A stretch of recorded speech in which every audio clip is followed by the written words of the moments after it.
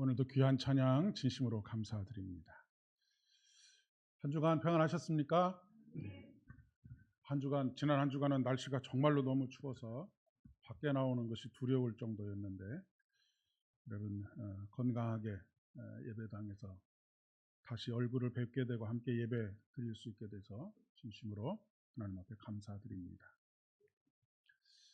제가 과학 이야기를 참 좋아해서 과학에 대한 다큐멘터리를 조금 자주 찾아보는 편입니다. 우리가 알지 못하는 미지의 세계에 대해서도 조금 알게 되고 또 여전히 그 배움에 대한 갈망들이 있는데 발견의 기쁨도 있고 해서 그런 이야기들을 자주 찾아보는 편인데 다수의 과학자들이 이렇게 함께 모여서 하나의 주제들을 이야기하는 그런 프로그램도 있고 언젠가는 한번 보니까 한 10여 명의 과학자들이 두 편으로 나누어져서 한 편은 어떤 그 주제에 대한 그때 이제 우주와 뭐 여러 가지 주제에 대해서 이야기를 했는데 그것을 주장하는 한 그룹이 있고 그것에 대해서 반론을 제기하는 한 그룹도 있고 그런 그 프로그램을 보았습니다. 그동안 알지 못했던 새로운 세계를 알아간다라고 하는 것은 참으로 큰 흥미가 있습니다. 그런데 어느 날 이 과학자들이 종교와 과학에 대한 이야기를 하면서 신의 존재에 대한 이야기들을 하는 것을 볼 수 있었습니다. 다수의 과학자들은 신의 존재, 여기서 굳이 하나님이라고 말하지 않아도 신의 존재를 부정하는 과학자들이 참 많이 있었습니다. 그런데 어떤 분들은 그 자리에서도 이렇게 과학적으로 내가 연구하고 그 연구의 결과들을 함께 나누기는 하지만 나는 그래도 기독교 신앙을 가지고 하나님을 믿고 그분을 나의 구주로 고백하면서 살아가고 있노라라고 하는 그런 이야기를 하는 것을 들을 수 있었습니다. 다수의 과학자들이 신의 존재를 부정하는 이유는 그들이 가지고 있는 사고의 체계가 그렇기 때문에 그럴 수밖에 없습니다. 왜냐하면 과학적인 사고라고 하는 것은 검증이 가능해야 합니다. 그리고 또 검증을 하기 위해서는 실험실에서 똑같은 환경을 만들어 놓고 그 일들이 반복적으로 일어나야 하는 것이 과학적인 사고입니다. 그런데 신앙이라고 하는 것은 우리가 어떤 조건과 환경을 통제할 수도 없을 뿐만 아니라 우리가 그것을 보고자 한다고 해서 볼 수가 있는 것이 아닙니다. 우리가 보통 기독교 신앙을 계시의 종교라고 그렇게 이야기를 하는데 계시의 종교라고 하는 것은 우리가 그분을 찾아가는 것이 아니라 감추어져 있던 그분이 우리에게 자신을 드러낼 때에만 우리가 그분을 볼 수가 있습니다. 그러니까 당연히 믿음으로 바라보지 않으면 과학자들이 그런 것들을 볼 수도 없고 검증할 수도 없는 것이죠. 우리가 알게 되면 믿겠다라고 그렇게 이야기하지만 사실은 믿어야지만 알아지는 것들이 굉장히 많이 있습니다.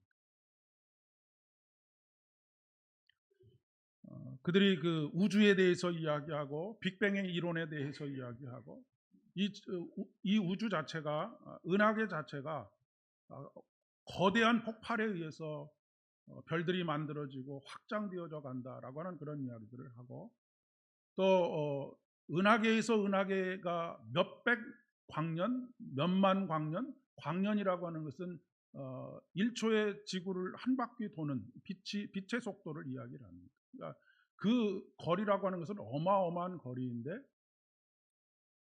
그것을 자기의 눈으로 직접 목격한 것도 아니고 한데도 그것을 그렇게 확실한 것처럼 주장하는 것이 저 사람은 종교가 없는 것이 아니구나. 저 사람은 저 과학을 종교로 믿고 있구나라고 그렇게 생각이 들 수밖에 없는 것이죠.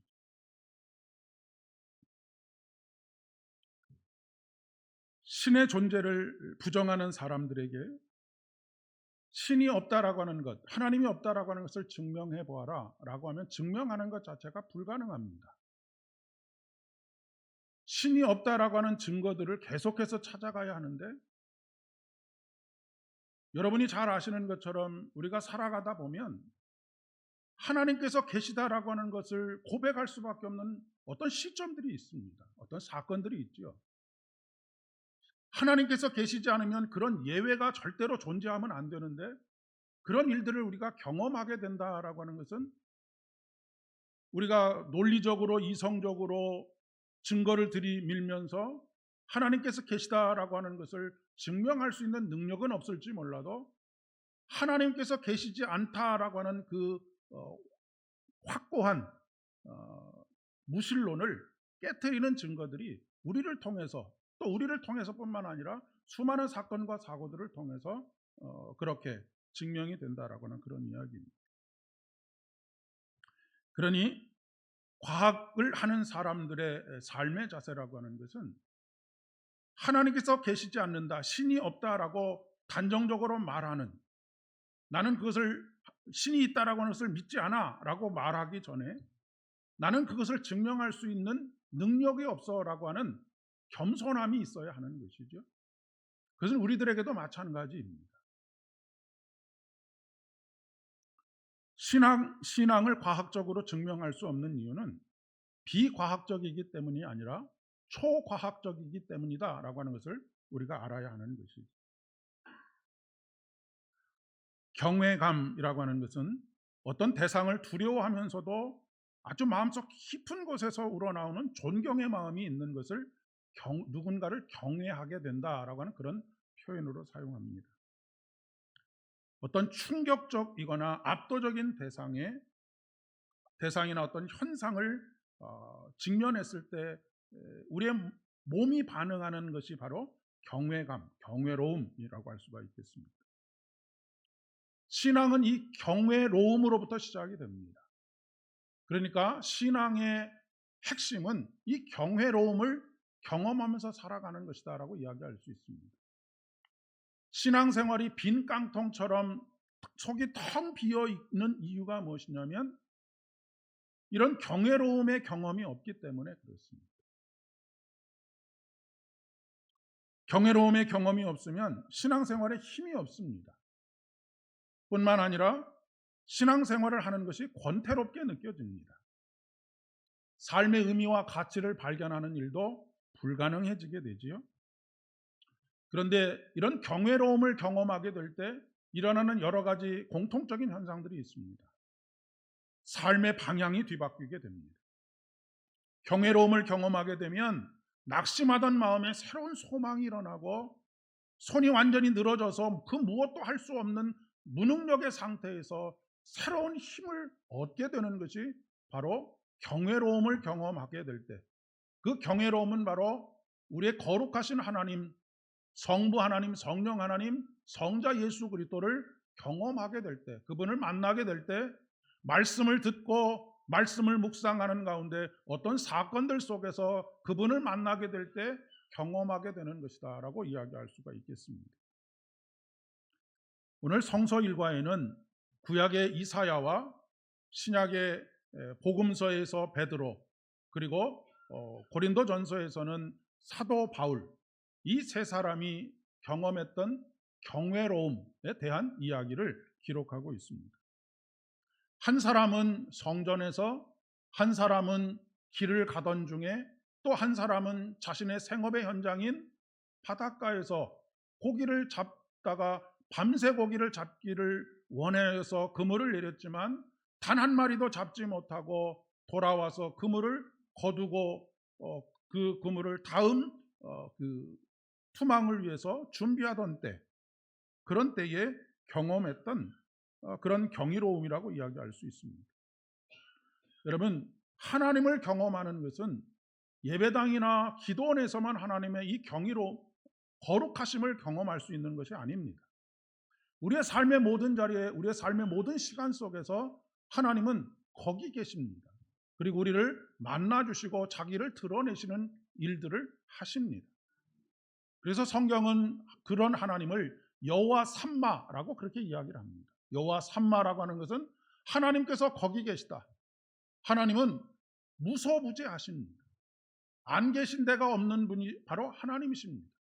우리가 하나님으로부터 숨었다라고 생각하는 그곳까지도 오셔서 우리에게 말을 건네시는 분이 하나님이십니다. 아담과 하와가 죄를 범한 후에 나무 뒤에 숨었지만 그곳을 찾아오셔서 그에게 다시 손을 내밀어 주시는 분이 하나님이신 것처럼 말입니다. 온 세상은 주의 영광으로 그런 면에서 충만하다라고 그렇게 우리가 노래하고 고백하는 것입니다. 하나님은 기도하는 골방에도 계시지만 하나님은 음식을 만드는 부엌에도 계십니다. 하나님은 사무실에도 계시지만 왁자지껄한 시장통에도 그 하나님은 계십니다. 다만 우리의 눈이 어두워 보지 못하고 우리의 귀가 둔하여 듣지 못하고 우리의 생각이 짧아서 그분을 깨닫지 못할 뿐이라고 하는 것이지. 내가 눈이 어두워서 보지 못하고 귀가 둔하여서 듣지 못하고 생각이 짧아서 깨닫지 못하는 것을 없다라고 말하는 것은 그것만큼 교만한 것이 없는 것입니다. 먼저 이사야 선지자는 성전에서 주의 거룩하심을 경험합니다. 그 성전은 인생 일생에 단 한 번 지금 들어가고 있는 성전이 아닙니다. 날마다 드나들던 성전입니다. 무시로 드나들던 성전입니다. 그런데 어느 날 그 성전을 들어갔을 때 이제까지 만나왔던 하나님과는 전혀 다른 감정으로서의 낯선 하나님을 발견하게 됩니다. 그리고 그 앞에 엎드리게 되고 그 앞에 꼬꾸라지게 된 것입니다. 성전은 하나님께서 계시는 집이지만 이사야는 그곳에서 전혀 낯선 존재로서의 하나님을 경험하고 있습니다. 저와 여러분이 예배 가운데 이런 경험들 하실 수 있기를 진심으로 축복합니다.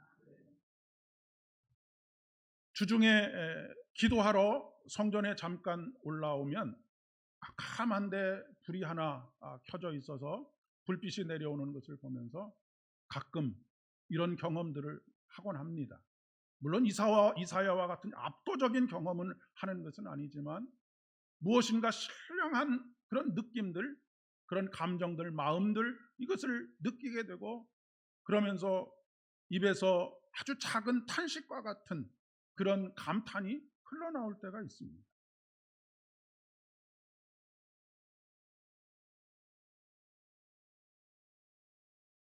시편의 말씀은 시인이 성전을 찾아 노래하는 이유가 무엇인지를 이야기해주고 있습니다. 오늘 말씀 속에 보면 이렇게 그는 고백합니다. 하나님은 간구하는 날에 응답하시는 하나님이시고 영혼에 힘을 주어 강하게 하시는 분이시다라고 하는 고백입니다. 그분은 환난 가운데 다닐지라도 나를 살리시는 분이라고 고백하며 그분은 손을 펴셔서 원수들의 분노를 막으시고 오른손으로 나를 구원해 주시는 강한 능력을 가지고 계신 하나님이시다라고 하는 것을 고백하고 있습니다. 그의 삶의 모든 여정들 속에서 하나님께서 거기 계셔서 그를 만나 주실 뿐만 아니라 그를 적으로부터 막아 주시고 그를 구원하여 주시는 놀라우신 은혜의 하나님이시는 것을 노래하는 것이죠. 고린도전서 15장에서는 사도 바울이 그가 만난 부활하신 예수 그리스도에 대한 이야기를 하고 있습니다. 여러 제자들에게 나타나시고 맨 마지막에 만삭되지 못한 스스로가 이런 표현이 좀 그렇습니다만은 스스로 못났다 덜 떨어졌다라고 생각하는 나에게도 그 하나님께서 부활하신 예수 그리스도께서 나타나 주시고 만나 주셨다라고 하는 그런 고백입니다. 그런데 그는 어떤 사람이었습니까? 자기 의로 가득한 사람이었습니다. 자기 의로 늘 남을 판단하는 사람이었습니다. 자기 열심으로 무엇인가를 쌓아 올리려고 하는 바벨탑을 쌓는 것과 같은 그런 사람이었습니다. 그러나 부활하신 예수 그리스도를 만난 이후에 그는 무엇이라고 고백하고 있느냐면 나의 나 된 것은 하나님의 은혜로 된 것입니다 라고 그렇게 고백하고 있습니다. 내 인생은 내 열심으로 쌓아 올려서 여기까지 이르게 된 것입니다 라고 그렇게 말하지 않고 나의 나된 모든 것은 다 하나님의 은혜입니다라고 그렇게 고백하고 있다는 말씀입니다. 누가복음 5장에 보면 베드로는 삶의 현장에 있었습니다. 그는 어부였습니다. 누구보다도 노련하고 경험이 많은 어부였습니다. 밤새 고기를 잡으려고 했지만 허탕을 치고 돌아왔습니다. 그런 그를 찾아오셔서 배를 띄우기를 원하셨고 그 배에서 예수님께서 말씀을 가르치신 후에 베드로에게 깊은 곳에 가서 우물을 던지라고 말씀하십니다. 이때 베드로의 마음이 어땠을까 싶습니다. 여러분, 여러분이 만약에 무엇인가 어떤 전문적인 지식을 갖고 있고 그 전문적인 지식을 가지고 무엇인가를 직업으로 삼아서 한 상황 속에 있는데 그것과 전혀 무관한 사람이 와서 그것에 대해서 뭐라고 얘기하면 어떤 감정이 들겠습니까? 코웃음밖에 나오지 않겠습니까? 지가 알면 얼마나 안다고. 예수님은 어부의 삶을 살았던 분이 아닙니다. 목수의 삶을 사셨던 분이 아닙니다. 목수가 와서 고기 잡는 것에 대해서 왈가왈부한다고 그러면 마음에 잘난 척 하기는 이라고 하는 마음이 들지 않았겠습니까? 그러나 베드로는 속눈썹 치고 돈 던진지 모르겠습니다. 그리고 여러분이 오늘 말씀에서 알 수 있는 것처럼 그물이 찢어질 정도로 고기를 잡았습니다. 여러분의 일터에도 이런 축복이 하나님의 복이 임하기를 진심으로 축복합니다. 그물이 찢어질 만큼 열매를 거두실 수 있기를 축복합니다. 그러나 여러분 여기서 끝나면 안 된다라고 하는 것입니다. 베드로의 이야기가 여기서 끝나지 않습니다. 야, 그물이 찢어질 정도로? 그러면 저 사람 부자 됐겠네? 아파트도 한 채 샀겠네? 이것으로 말씀이 끝나고 있지 않다라고 하는 것입니다.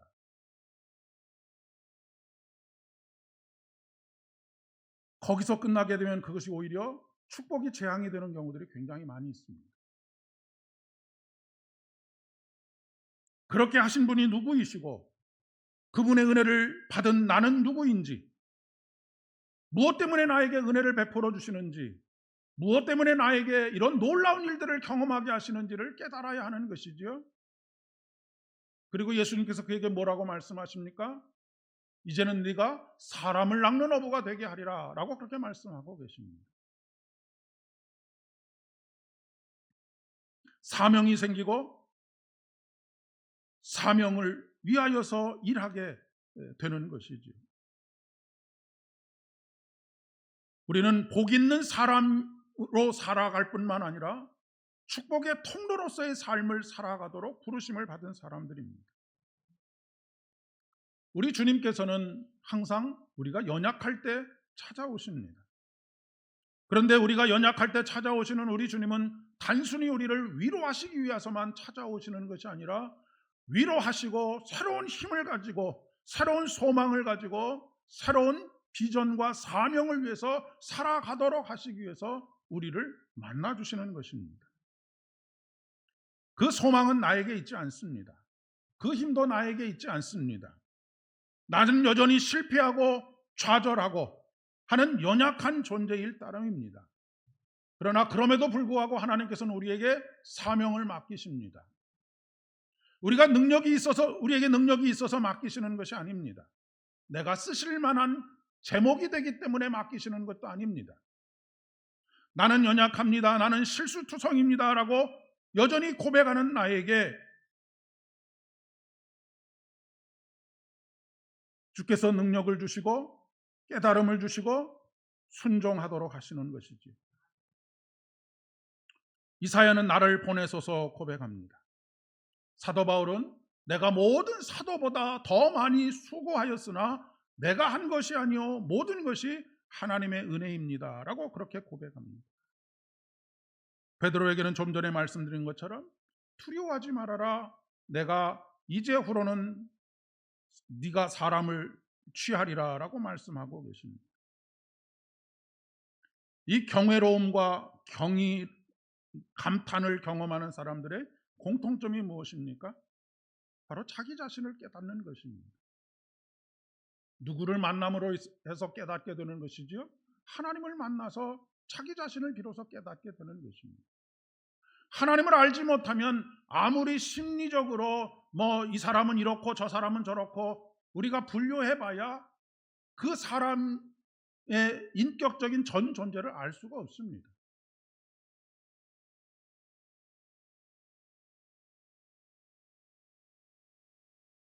하나님 앞에 서서 그들이 발견한 자신의 모습은 무엇입니까? 화로다 나여 망하게 되었도다. 나는 입술이 부정한 사람이요 나는 입술이 부정한 백성 중에 거하면서 만군의 여호와이신 왕을 배웠음이로다라고 고백하고 있습니다. 사도 바울은 뭐라고 고백합니까? 만삭되지 못하고 난 자, 사도 중에 가장 작은 자로서의 자신을 고백합니다. 베드로는 뭐라고 고백합니까? 예수의 무릎 아래 엎드려 이르되 주여 나를 떠나소서 나는 죄인으로 소이다라고 고백하고 있습니다. 우리가 진정한 우리 자신의 모습을 깨닫는 순간은 내가 의지하고 믿던 것이 깨어질 때입니다. 천부여 의지 없어서 손들고 옵니다라고 하는 이 찬양이 진정한 나의 고백이 될 때입니다.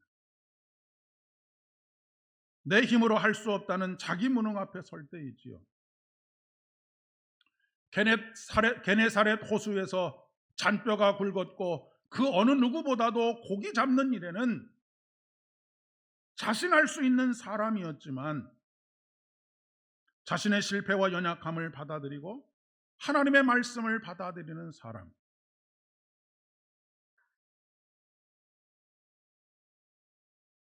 좌절과 실패의 순간에도 하나님의 말씀을 받아들이지 못하고 자신의 경험을 신뢰하고 자신의 이성을 신뢰하는 사람은 값비싼 수업료를 내고 아무것도 배우지 못하는 사람과 똑같다고 이야기할 수 있겠습니다. 그런데 참 어리석게도 우리는 이런 인생을 살아오고 있는 것이 아닌가 싶은 생각이 듭니다. 고난의 시간, 어려움의 시간들은 빨리 지나갔으면 하는 것이 우리의 인지상정입니다. 그러나 그것이 빨리 지나가기만을 기다리는 것은 그 고난을 통해서 우리가 만나야 할 하나님, 발견해야 될 나를 발견하지 못하는 결과를 낳게 됩니다. 우리의 인생의 시련을 직면했을 때 가장 연약해지지요. 그리고 지푸라기라도 잡고 싶은 심정이 됩니다. 그럴 때 고난은 차라리 축복이 된다라고 그렇게 고백하게 되는 것이죠. 그러나 그때에도 여전히 나를 고집하고 진정한 내가 아닌 껍데기의 나를 고집하게 될 때 고난은 축복이 아니라 고난은 그저 고난일 따름입니다. 그런 면에서 우리는 인생에서 경험하는 수많은 고난의 시간들 동안 우리를 찾아오시고 만나주시기를 원하셨던, 그래서 우리의 삶이 복되게 하시기를 원하셨던 그 하나님의 복을 다 걷어차고 살아온 인생이라고도 이야기할 수 있겠습니다. 하나님 앞에 서는 것은 자기를 포기하는 것입니다. 십자가와 함께 죽는 것이지요. 사울은 율법이라고 하는 이데올로기, 이념을 포기했습니다. 자기의 경험과 이성에 의해서 판단하는 것이 아니라 그것이 하나님의 말씀보다 앞서지 않게 된 것입니다. 여러분, 하나님 앞에서 살아가는 사람은 어떤 사람이냐면 남을 바꾸려고 몸부림치는 사람이 아니라 나를 발견하고 나를 변화시키려고 몸부림치는 사람입니다. 지금 대한민국 사회에는 온 나라가 남을 바꾸려고 하는 사람밖에 없는 것 같습니다. 여러분, 평생 나를 아주 사소한 습관 하나를 바꾸는 것도 그렇게, 내 스스로 내 습관을 바꾸는 것도 그렇게 어려운데 내 말을 통해서 남을 어떻게 바꿀 수 있겠습니까?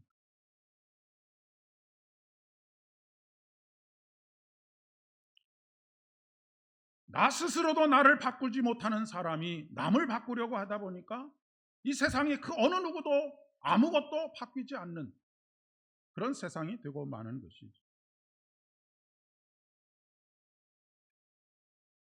나의 변화가 가능하도록 하는 것은 바로 하나님의 거룩하심을 경험하는 것입니다. 그분 앞에 섰을 때 발견된 나, 도저히 하나님과 함께할 수 없는 나, 그러니 탄식하면서 하나님, 나를 변화시켜 주십시오 라고 그렇게 고백할 수밖에 없습니다. 그렇기 때문에 하나님 앞에서 살아가는 사람은 너 때문이야 라고 하는 것이 아니라 바로 나 때문입니다 라고 고백하는 사람입니다. 교회 안에서도 마찬가지이죠. 하나님 앞에서 살지 않고 사람들 앞에서 살기 때문입니다. 모든 변화는 나로부터 시작이 됩니다. 그런데 나로부터 내가 의지를 가지고 나를 바꿔야 되겠다라고 하는 것이 아니라 하나님의 거룩하심에 압도당하게 될 때 나는 변화되어지게 되어져 있습니다.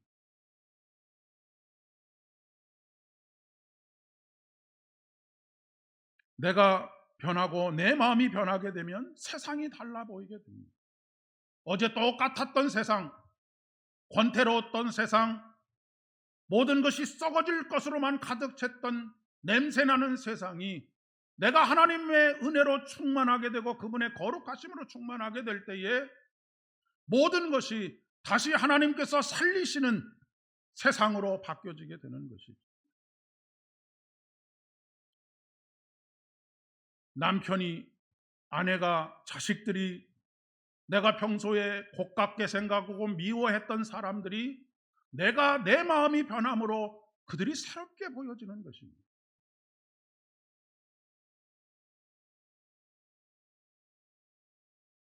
살고자 하면 죽고 죽고자 하면 산다라고 하는 말이 있습니다.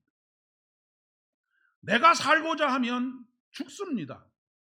그러나 내가 예수 그리스도 안에서 죽고자 하면 내가 다시 살아나게 되고 영혼이 소생되어지게 되고 생명으로 충만하게 된다라고 하는 것이 우리가 예수 그리스도를 믿는 이유인 것이지. 2025년 한 해는 매 순간 하나님 앞에서 살아가실 수 있기를 바랍니다. 예배당을 찾아오시는 하나님, 길을 걸을 때 찾아오시는 하나님, 우리의 일터와 또한 사무실 그리고 또 여러 가지 사업체 가운데 찾아오시는 그 하나님, 자신을 계시하시고 드러내시고 만나주시는 그 하나님을 만나게 되는 복된 은혜가 있기를 진심으로 축복합니다. 그래서 새 소망으로 일어나 여러분에게 주시는 온전한 사명을 잘 감당하시는 참으로 은혜가 넘치는 한 해가 되기를 진심으로 축복합니다. 기도하겠습니다. 아버지 하나님, 은혜를 진심으로 감사를 드립니다. 오늘도 우리를 찾아오셔서 우리로 하여금 듣게 하시고 주의 영광을 보게 하시고 아버지 하나님께서 우리를 만나 주실 때 우리에게 느껴지는 그 경외로움과 감탄을 각자에게 허락하여 주시니 진심으로 감사를 드립니다. 하나님과의 만남, 말씀을 청종하여 듣는 가운데 깨닫게 되는 주의 말씀을 통하여 우리 자신을 발견하게 하시고 우리 자신을 바꾸어 소성케 하시며 우리에게 생명으로 충만케 하시는 우리 주님으로 말미암아 미움으로 가득 차 있고 시기와 질투의 시선으로 바라보던 모든 것들, 이성의 판단으로 자신의 경험으로 판단하였던 모든 것들을 새롭게 볼 수 있는 마음의 눈과 귀를 허락하여 주시옵소서. 우리 한 사람이 변화됨으로 가정이 변하게 하시고 교회가 변하게 하시고 우리 한국 사회가 변하게 하시고 세계 모든 만방 가운데 오직 주의 영광으로만 충만하여질 수 있도록 은혜를 더하여 주시옵소서. 예수님의 이름으로 기도드립니다.